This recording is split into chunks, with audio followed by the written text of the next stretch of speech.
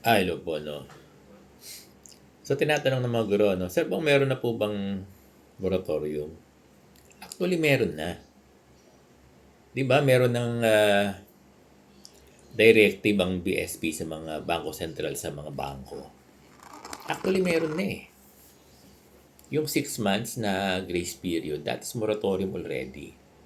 Kaya tingin ko hindi na magpapalabas nung 3 months na moratorium unless, baka iba naman yung kay ano, yung kay Senator Mark Villar ano, dun sa yung House resolution, Senate resolution. Pero kung tatanungin niyo, actually meron ng lumalabas na moratorium, yung 6 months grace period na inilabas ng Bangko Sentral ng Pilipinas. At yan, sa pagkakaunawa ko to ay na-receive na. Alam na ng mga bangko.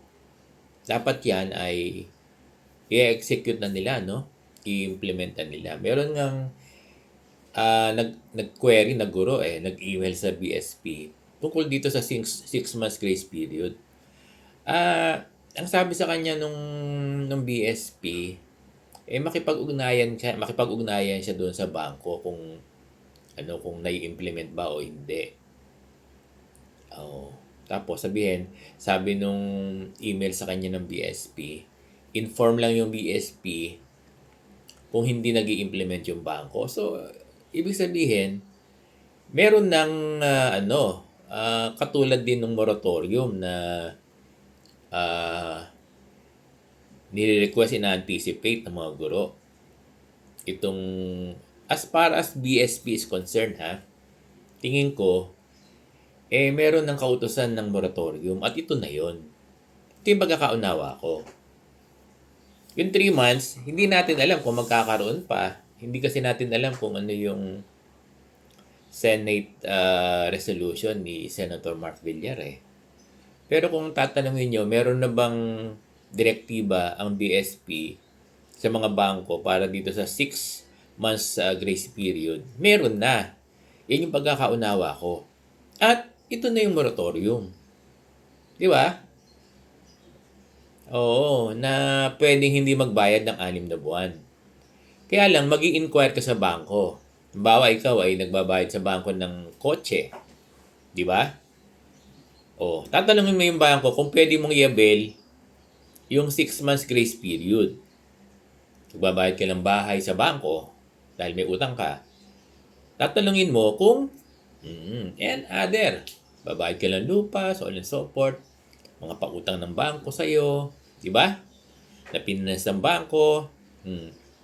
Yung mga kumuha ng kondo. Di ba? Yan yung ano ko Tingin ko. Tapos sa agri, meron din Di ba? Ngayon, makikipag-coordinate sila sa bangko kung applicable na yung 6 months grace period. Ngayon, ang tanong kasi natin, hindi malinaw kung kasama ba tayo. Ang problema siguro, hindi kasi tayo yung personal na nagbabayad. Hindi katulad ng mga binanggit natin. Sila yung personal na nagbabayad kasi iba naman yung utang nila. Tayo naman kasi, salary deduction.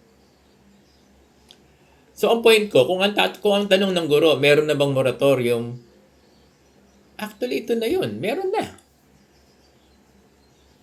At meron na nga mga gurong nagtatanong nang sabi ng, meron sila. Kaya lang, meron na silang hawak ng direktiba ng BSP. Kaya lang, hindi rin malinaw sa bangko kung kasama yung mga guro dito sa 6 months grace period, Parang ganon. Kasi sabi daw nila ng bangko na tinanungan niya, hindi ko nababanggitin, nag-aantay pa raw ng directive.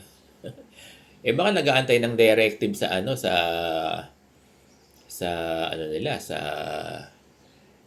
CEO nila ng bangko. Pero dapat yan, may coordination na yung DepEd tsaka yung bank na PLI.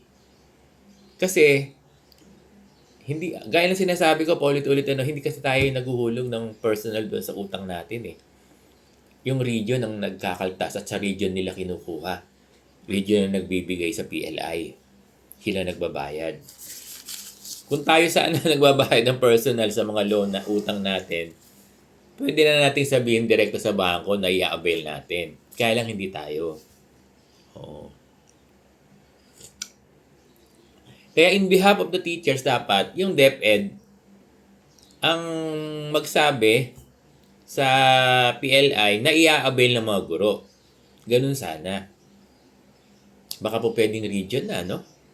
Kasi may hawak naman ng may hawak ng, dati sa my understanding may hawak ng directive from the BSP, Bangko Sentral ng Pilipinas, yung mga bangko pertaining to the 6 months grace period. Ngayon, kakaiba nga lang yun sa atin. Paulit-ulit ako, no? Kasi ang may hawak kinakaltas kasi sa atin, salary reduction At ang nagbibigay region sa PLI. Dapat yung region ang magsabi sa PLI na pwedeng ganun na hindi na muna ihuhulog yung 6 na buwan na sahod ng mga guro bagkos ibibigay muna sa mga guro. So, naintindihan ba? Nagiget ba yung point ni Sir Bong? Kaya kung ang tanong, Sir Bong, meron na po bang moratorium? Sa pagkakaunawa ko, itong inilabas ng Bangko Sentral na 6 months grace period, ito na yung moratorium. Oo. Although meron pa yung kay Senator Villar, hindi natin alam kung ano yun. Kung paano yun. Pero kung tatanungin mo, meron ng moratorium, ito na yun. Yung sa BSP, na 6 na buwan na hindi grace period, na hindi muna magbabayad yung mga borrower sa bangko na po pwedeng i-avail. Kaya lang, paulit-ulit ako, iba kasi yun sa atin. Salary reduction. Ang naguhulog para sa atin on our behalf ay yung ating region. So, ganun yun, dear teachers? So, may nagat ba kayo? Naunawaan ba? Ito ay pananaw lang ni Sir Bong. Thoughts lang ni Sir Bong ito. Hello po.